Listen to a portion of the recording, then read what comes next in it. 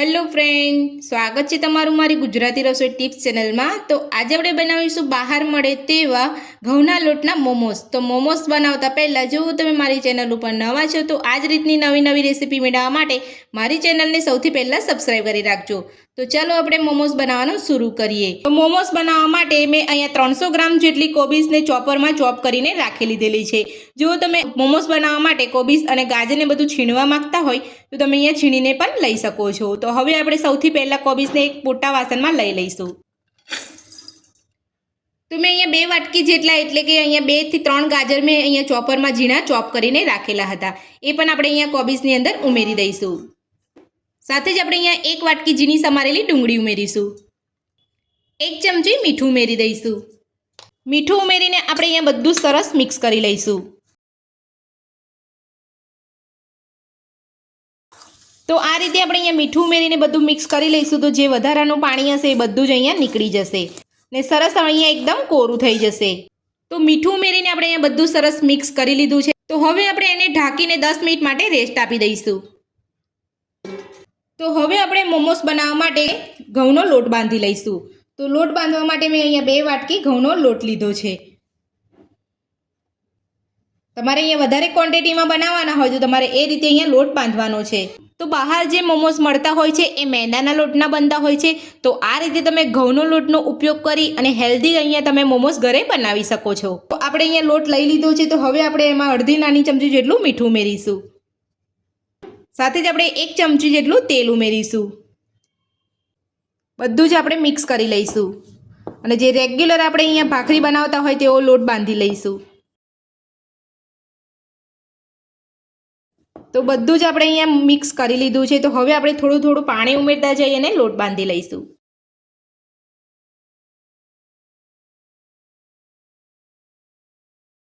તો પાણી ઉમેરીને આપણે અહીંયા લોટ બાંધી લીધો છે। તો તમે જોઈ શકો છો આ રીતનો આપણે અહીંયા થોડો મીડિયમ ઢીલો લોટ બાંધી લીધો છે। તો આ રીતે તમારે લોટ બાંધવાનો છે। તો હવે આપણે લોટને ઢાંકીને રહેવા દઈશું। તો 10 મિનિટ થઈ ગઈ છે। તો હવે આપણે બધું જ એક રૂમાલમાં લઈ અને પાણી એનું જે છૂટ્યું હશે એ બધું જ આપણે અહીંયા કાઢી લઈશું।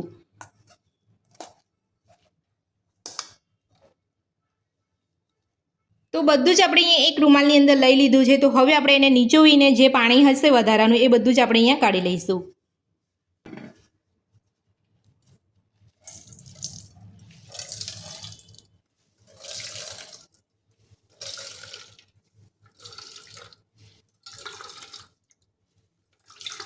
તો તમે જોઈ શકો છો અહીંયા કેટલું બધું અહીંયા પાણી સરસ રીતે અહીંયા છૂટું પડી ગયું છે।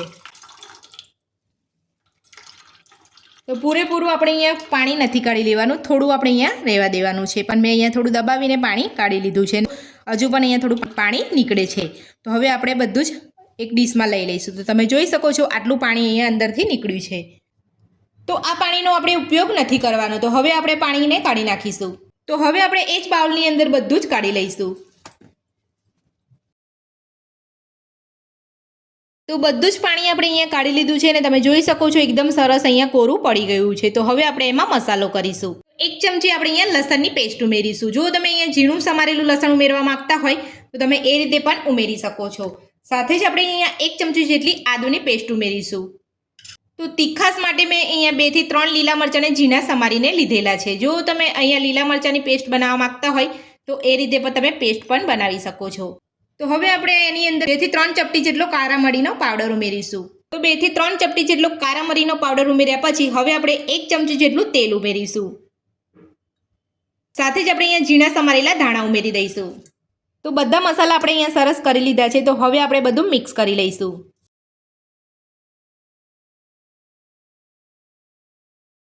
બધું જ આપણે અહીંયા સરસ મિક્સ કરી લીધું છે। તો હવે આપણે આ બધા મસાલાને એક સાઈડમાં મૂકી લઈશું અને જે લોટ બાંધ્યો છે એ આપણે ચેક કરી લઈશું। તો હવે આપણે લોટ ચેક કરી લઈશું। તો લોટ આપણો અહીંયા સરસ સેટ થઈ ગયો છે। તો હવે આપણે એની અંદરથી પૂરી જેટલા લુવા કરી લઈશું। તો જે રીતે આપણે અહીંયા ઘરે પૂરી બનાવતા હોય એ રીતે આપણે અહીંયા નાના લુવા કરી લેવાના છે। અને જો તમે અહીંયા રોટલી બનાવી અને તમે વાટકીની મદદથી તમે અહીંયા કટ કરીને બનાવવા માંગતા હોય તો તમે એ રીતે પણ બનાવી શકો છો। તો તમે જોઈ શકો છો આ રીતના તમારે અહીંયા નાના લુવા કરી લેવાના છે। બધા જ લોટમાંથી આપણે અહીંયા લુવા કરી લઈશું। તો બાંધેલા લોટમાંથી આપણે અહીંયા બધા જ લુવા કરી લીધા છે। તો હવે આપણે પાટલા ઉપર લઈ અને વણી લઈશું।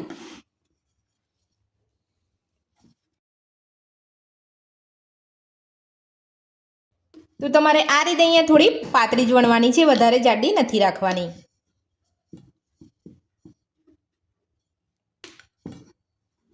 તો આપણે અહીંયા વણી લીધી છે. તો આ રીતે તમારે અહીંયા પૂરી જેટલી જ વણવાની છે, વધારે મોટી અહીંયા નથી વણવાની. તો હવે આપણે એની અંદર મસાલો ભરી લઈશું.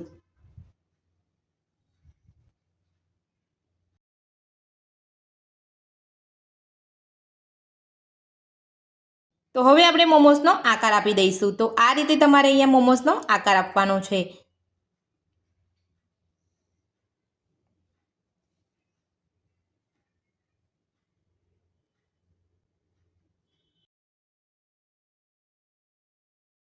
તો આ રીતે તમારે 1 થી 1.5 ચમચી જેટલો જ મસાલો ભરવાનો છે, વધારે તમારે અહીંયા મસાલો નથી ભરવાનો.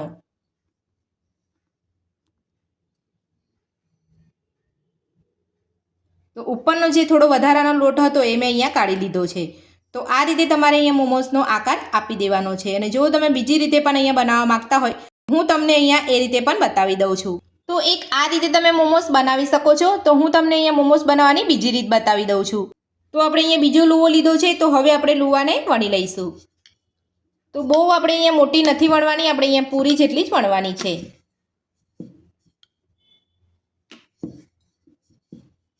તો હવે આપણે એની અંદર મસાલો ભરી લઈશું.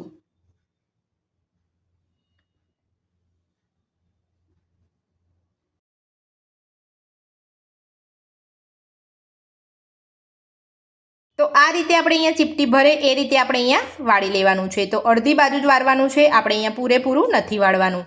અને અડધી બાજુ વાળી અને બીજી સાઈડ આપણે લઈ અને દબાવી લેવાનું છે.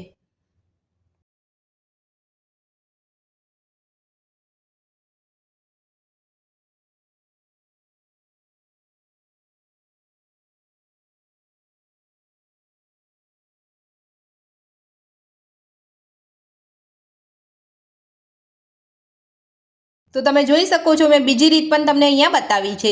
તો આ રીતે પણ તમે મોમોસ બનાવી શકો છો. તો બે રીત મેં તમને અહીંયા બતાવી.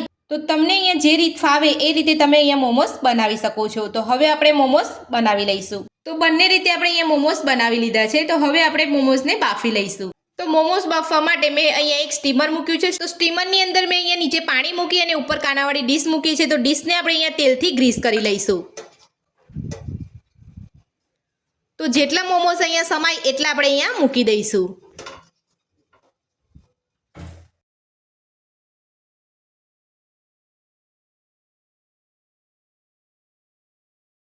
તો બધા જ મોમોસ આપણે અહીંયા મૂકી દીધા છે. તો હવે આપણે પીછીની મદદથી આપણે અહીંયા મોમોસ ઉપર તેલ લગાવી લઈશું.